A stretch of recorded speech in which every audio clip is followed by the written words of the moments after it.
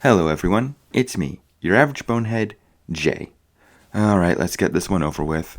My Little Pony Equestria Girls 4, Legend of the Everfree. I will always stand by the opinion that the My Little Pony Equestria Girls spin-off was a really good extension to G4. With 3 great movies that were basically the catalyst for an amazing villain redemption arc, I consider these movies to be the true continuation of G4, rather than what I consider to be the pony equivalent of Optimus Prime executing the Fallen. While I do still think that these movies don't 100% capture everything that was great about G4, these 3 movies still have a lot of heart and soul put into them, and that's why I consider this trilogy to be of good quality. However, as you probably picked up by now, there was a 4th movie, though this was one my sister and I never really saw during the show's original run, and that was because we kinda stopped watching it around this point, because we thought we were all grown up now.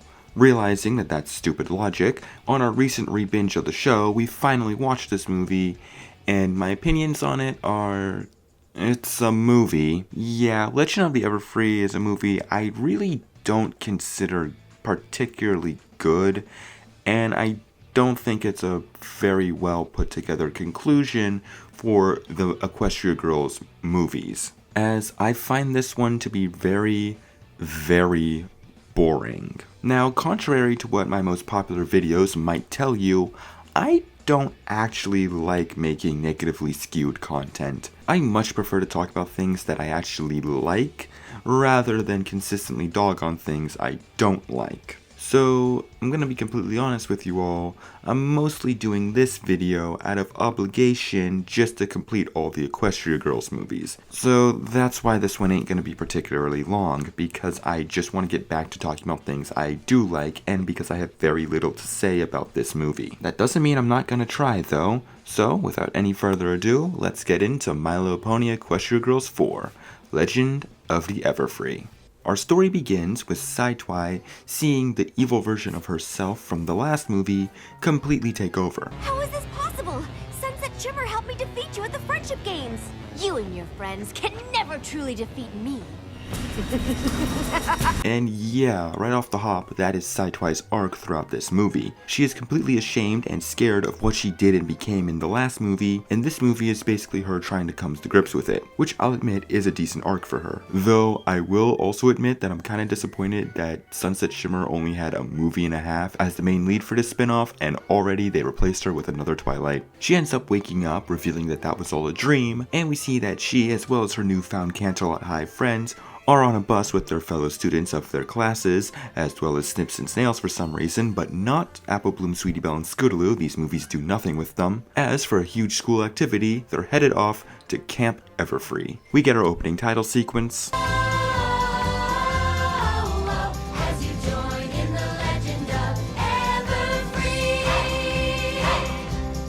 And we are reintroduced to the other members of our main cast. Sunset Shimmer, Rarity, Rainbow Dash, Applejack, Fluttershy, and Pinkie Pie. Oh, and Spike the Talking Dog is here too, but trust me, you will forget about him. We are also then introduced to the camp councils, Gloriosa Daisy, and her brother Timber Spruce. And with how already suspicious Gloriosa is acting, clearly our twist villain is going to be Timber. They're assigned their tents via Steven Universe reference. We see that Applejack and Rainbow Dash are sharing a tent, and as a humble Apple Dash shipper, I have a laundry list of jokes I can make, but I'm pretty sure most of them would get my channel deleted, so I'm just gonna make them in my head. Just know I'm very happy. We also see that Saitwai seems to have a little thing for Timber. Don't worry, this ultimately goes nowhere. We also learn that the camp is under threat of being bought out and closed down by Filthy Rich. We also learn that at this current moment, Saitwai, as well as her friends, are starting to emit new magical powers that they haven't even seen beforehand, which is creating a mystery of what's causing this. This is the 3rd time in a row where these movies have a mystery that the characters are trying to solve that the audience already knows the answer to. This isn't really a complaint, it's just an observation I made. But Saitwai doesn't want anyone to know that she has magic because she doesn't want everyone to turn on her. We do get a nice scene of Sunset Shimmer telling Flash Sentry that he has to finally move on from Twilight because the Twilight that he loves is not of this world and Saitwai doesn't have any feelings for him. I am happy that they gave him closure, but after this, he is relegated to being, once again, and say it with me now class, Pointless the character. We do learn some of the lore of the camp that night, where we learn that long ago, the great-grandparents of Gloriosa and Timber were met by a forest spirit who threatened them that bad things would happen if they built their camp here, but overall they did not heed the warning. But warned them that they would not be able to keep it forever. Someday she would return and reclaim the forest as her own. But at the same time, this whole forest spirit thing really isn't that important to the plot, especially considering the cause of all the major problems and conflict we see in the movie is equestrian magic leaking through to the human world and Gloriosa misusing it. It really doesn't have anything to do with this forest spirit. The next day, we then learn that Saitwai's magical outbursts are connected to her emotional state, obviously, which finally leads to, well, we're about 25 minutes in, it's about time we finally have a song sequence. What takes me? Can I keep this midnight from getting free? Yeah, it takes us 25 minutes to get to our first song, and it's a decent song. I personally think Saitwai's song from Friendship Games was better, but this is not that bad of a song. I know I'll be free, and I can start to be whole. I can start to be me. As it does manage to musically get across her arc for the rest of the movie. Mustn't see the midnight in me. And then yeah, until the ending, that's basically it. Everything I just mentioned, all of that, only happens within the first 25 minutes of this movie. The next 20 or so minutes leading up to the third act, almost nothing happens, and that's why I don't like this movie that much. It is such a boring movie. Now, there are a few things that happens, like there's a running gag of them trying to fix up the camp's dock, but it keeps getting destroyed, causing them to have to start over. That's kind of funny. And them getting their powers is technically separated a bit. We see that Applejack gets super strength, Rarity has the ability to create shields, Pinkie Pie has exploding confetti, Fluttershy can talk to animals, Rainbow Dash can run very fast, and possibly the most interesting one, Sunset Shimmer has the ability to read people's minds and see their past. We also do get another song, finally giving Sunset Shimmer her own solo number. And learn a little more what it can do. Once the magic is part of you. Kind of insane that it took till this movie for her to get one, though it is a good song. Once the magic is part of you.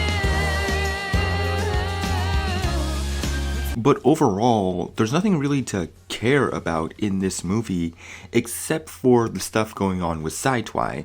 And even then, her whole arc of not feeling like she's worthy of forgiveness is just kind of a simplified version of Sunset Shimmer's arc from Rainbow Rocks. It's not that it's a bad arc, it's just we've seen this already almost beat for beat. Well, them getting their powers kind of feels like it drags on. The mystery has no tension because we know the answer to it. Flash Sentry went back to being Pointless the character, all the other side characters mean nothing to this plot, and you probably forget that this camp is under the risk of being shut down, or that there's some ancient curse behind it. On top of an ultimately pointless romance because the two characters unique to this movie never appear again. I mean, come on, even the Shadow Bolts reappeared in future Equestria Girls shorts, but not these guys. So yeah, for the next 20 minutes of this movie, nothing happens until we get to the third act and Gloriosa reveals that no duh, she's behind everything. In fact, let's talk about her for a second. I take back everything I said about Principal Cinch being the worst villain in Equestria Girls,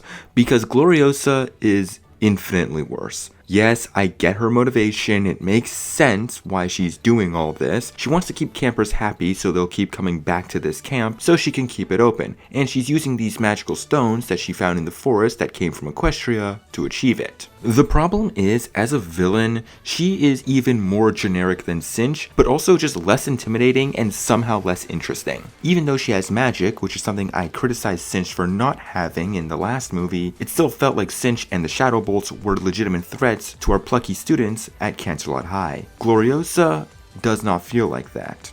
On top of that, there's her defeat, which I'll get into in a second, but let's catch back up to what's actually going on in the plot.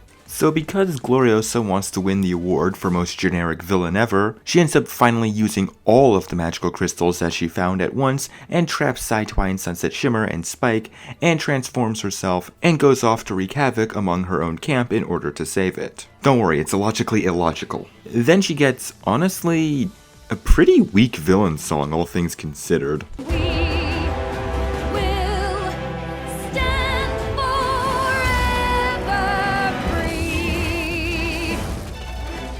Usually the villain songs in these movies are like the best part, or at least very high up on the radar, but this is the only one where it really feels like they just kinda phoned it in. Every lovely bloom designed to defend. I don't really like this one. Anyways, the other members of the Human 7 try fighting back, but unfortunately the plot decides that their new powers are now useless and are unable to beat Gloriosa, solely so Sidetwine can complete her arc and finally use her magic to save herself as well as Spike and Sunset Shimmer so they can join in for the final battle. The final battle is pretty standard fare for these movies, as it at first looks like Gloriosa is overpowering all 7 of them, and Sidetwine ends up completing her arc again. This movie really just likes repeating itself. Repeat itself, repeat itself, repeat itself, kick and counter, kick and counter, kick and counter, kick and counter. And using the magic of friendship, they of course eviscerate Gloriosa. And I'm gonna be honest, I don't like her defeat because she doesn't even get a slap on the wrist for any of this. In fact, all she does is just half-assedly apologizes, and it gets everyone on her side to help her raise enough money for the camp so Filthy Rich can't buy it out. We get our final song. Be the legend you are meant to be. You'll always be Everfree. As well as ship teasing for the wrong Applejack ship. At least the one I like became canon in the show that actually matters. But we do get ship teasing for the correct Sunset Shimmer ship. As the movie ends on that note, with a funny post-credit scene of them once again destroying the dock. There. That's Legend of the Everfree. I hate this movie. My Little Pony Equestria Girls Legend of the Everfree is such a boring, drawn out movie that did not have to be a movie. It has good moments in it. I like the overall conclusion for Flash Sentry.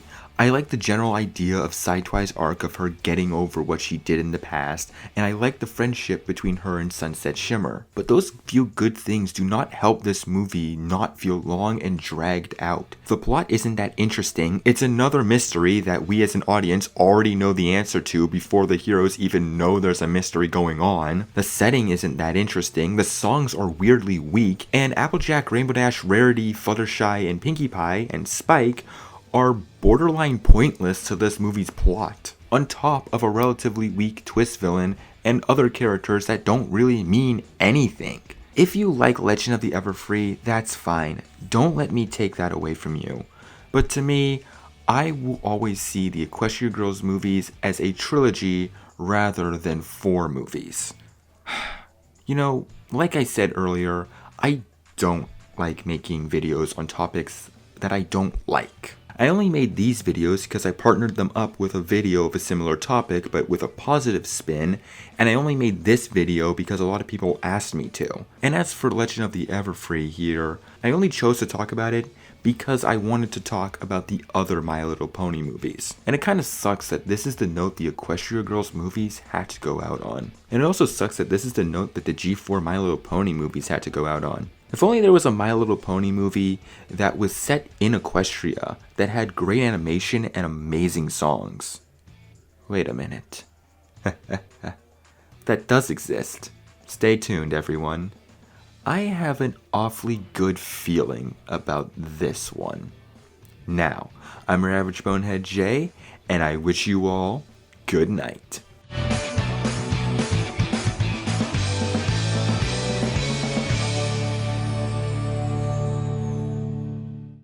Oh, you're still here. Well, since you stuck around for this long, you might as well like and subscribe, comment if you're feeling really daring.